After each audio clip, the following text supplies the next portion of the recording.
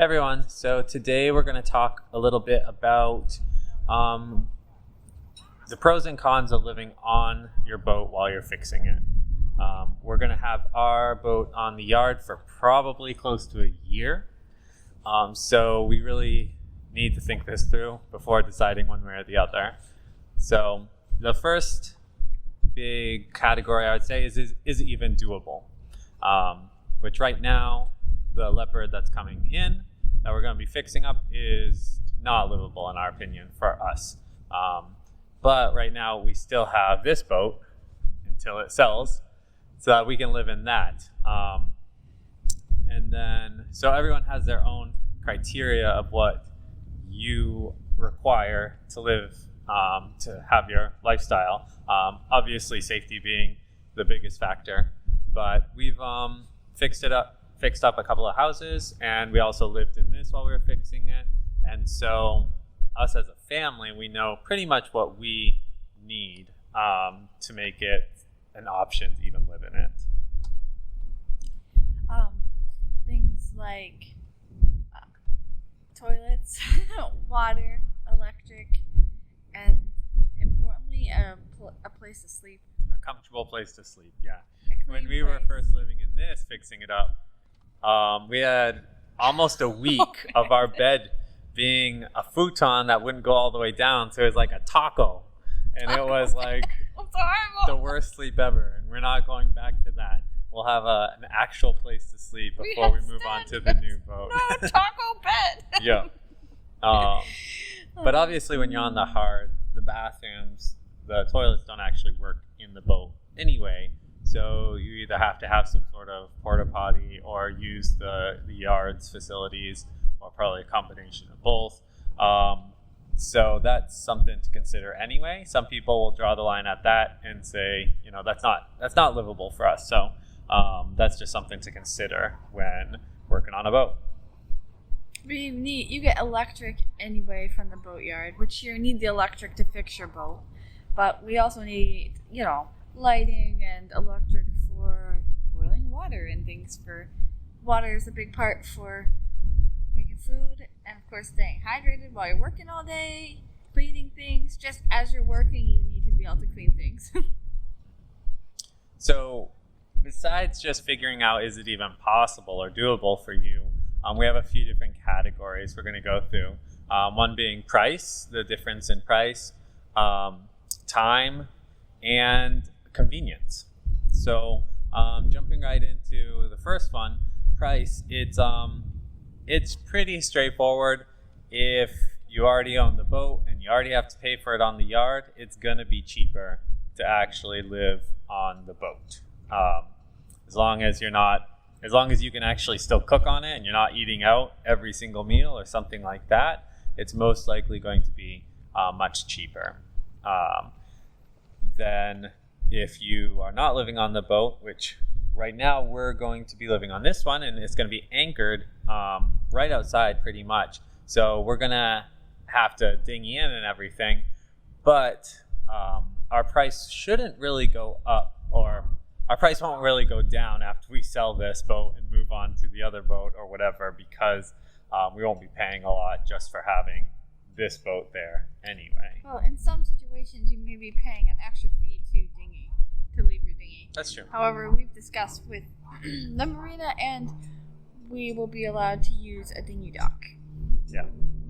But most likely if you're not, you're going to have to find some accommodations, either an apartment or a hotel, and that can get really expensive quickly and just be pretty inconvenient if you are trying to bring stuff back and forth or whatever. But as far as price goes, I think it's just pretty cut and dry. It's just more expensive to live off the boat than to live on it.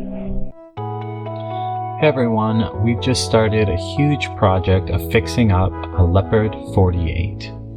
We've been living on a boat for 2 years, and once it sells, we're going to get our Leopard 48 shipped to the US and start the main work on it. You can help us out by subscribing. But for those who want to be patrons, they'll get early access to the videos and also get all the nitty-gritty facts. So come along as we start this awesome journey. So we're gonna go off and take Cypher for a walk, and then finish this up on shore. Okay, this Cypher's fish.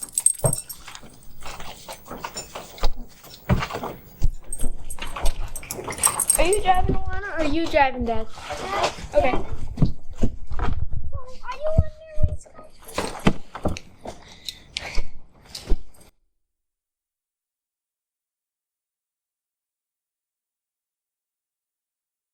I think it's so weird that the boat doesn't move. When we climb up the ladder, we have to take our shoes off immediately, otherwise the boat gets so dirty. Mom hates the ladder. It's annoying that we can't use the bathroom. Last time we had Cypher on the hard, we had to tie him up, otherwise he'd jump off the boat. And it's sort of like living in a parking lot.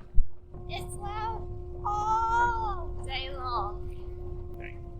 It's easier to get things that fall off the boat, even though we don't actually drop things off the boat. It's so nice not needing to dinghy to shore. It's a fact. It's so tempting having the water there when you're like standing because you can't go swimming. So that's what the kids think about living on the heart, at least.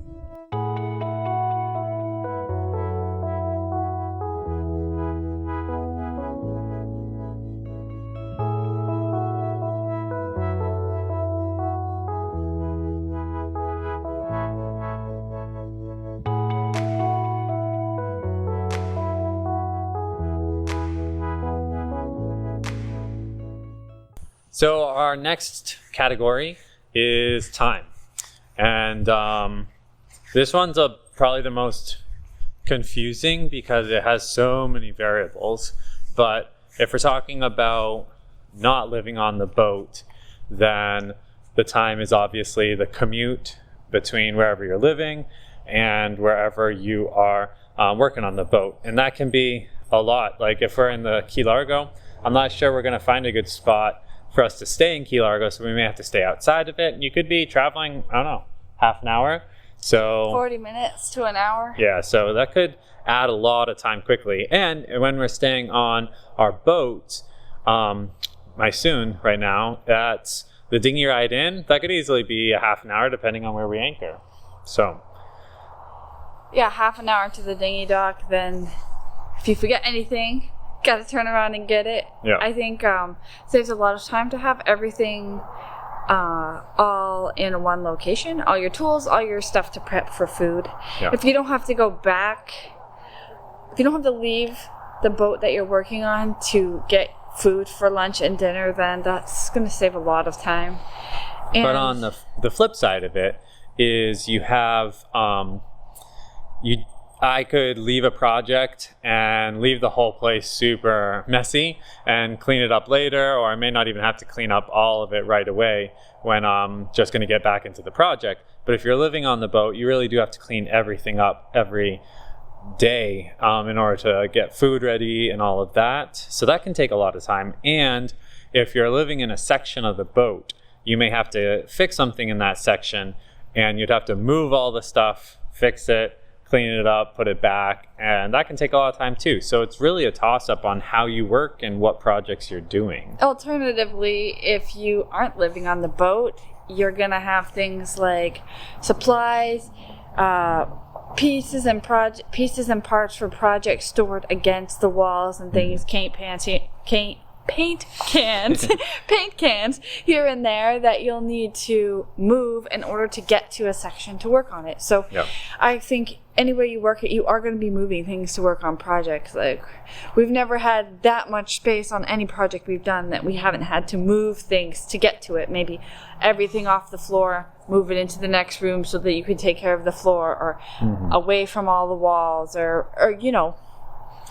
Another big time aspect is not just the work on the project, but how long the project itself takes. And that's going to be a big toss-up. It's basically how you're working. So we've found it both ways at different times. Sometimes I'll be way more motivated to fix something and just get a project done really fast and do a really good job in order to live in it. So we may be fixing up the kitchen way faster if we're going to live in it because we need it fixed up. Or it may just take longer because you're living in certain sections and you don't want to deal with taking everything off. So it can be a toss-up on how you work based on the time the project is actually going to take now. And how much do you like rework? Because you can half-ass something for like to be able Just to to get move in, Yeah. and then be like, we are not happy with it this way, but we have bigger projects. Mm-hmm. Are you going to be annoyed that you know you're going to have to rework that? Or are you just going to never finish it the way you want because you're already there, which would not be satisfying? So the next big category is convenience, which we will talk about, but we need to go. I just finished a big project in music. Which you guys don't know a lot of the music I do, but anyway, we like to celebrate when we finish a project. So we got pizza with the kids, and we're getting that ordered out to the park. So we got to go get over to the park before our pizza's actually done, so that they can deliver it there. So we're gonna go head over there and walk Cypher there, and we'll talk about convenience after that.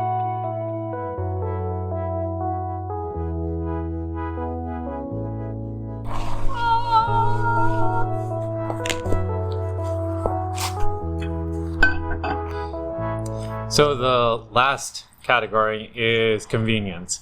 And there's some things that are very convenient about having a place that's not on the boat to live, such as when you're done with a project or when you're done with the day, you can just go home and eat a meal and take a shower and sleep in a nice bed and not think about all the work you've been doing on the boat.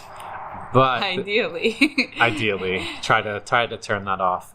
But there's also a lot of things that are super convenient about living on the boat, such as you have everything all in one place. So you're not, oh, I forgot these tools or this or that at the house. You have everything in one spot.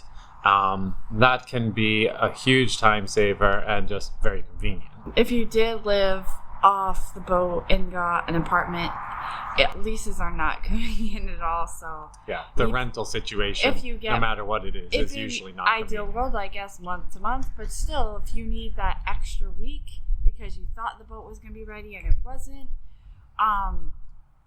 you might not be able to get it.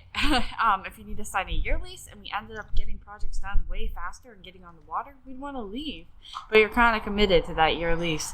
Well, and also, plus you right have now, first, last, most rent deposit here at least. We're living on the boat, and we will be living on the boat for the beginning at least of this big project. But we don't know when the boat's selling. So once the boat sells, we'll either have to move on to the new boat or we'll need to get an apartment or something. And that's not always the easiest thing to do on your own timeline. Oh, Gabriel's getting another piece of pizza. He might be a little while. So it's somewhat more convenient to just move on to the boat and be like, oh, we have 2 weeks before our boat sells. Let's just get our one hull ready for us to live in or something like that. That's more convenient sometimes than trying to find an apartment. But we also have a couple of trips planned for next summer, next year. And if we have a place that we're staying off the boat, then you really have that decision. If it's going to be a few weeks, maybe up to a month, some of these trips, then do you just keep paying for that? Or do you get everything out of there for that month? That could be a lot of work to try to get everything moved out and then move back in when you're here again. And it's a lot of, not convenience. So those are just a few different things that you may have to consider when you're getting your boat worked on or working on it yourself. And obviously we need to consider right now. For now, we're going to be living on our own boat, anchored out. And then once that sells, we're going to have to figure out what we're going to do at that moment.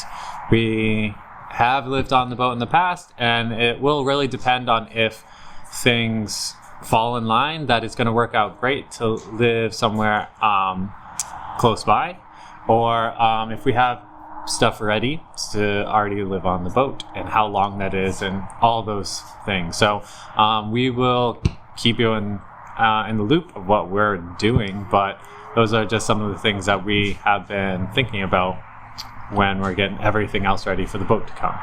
So we are in the process of getting the boat here, so that's super exciting. Hopefully our next video will be us getting the boat here. We'll see. There's a few things that still have to happen for that to all work out. So we will talk to you later.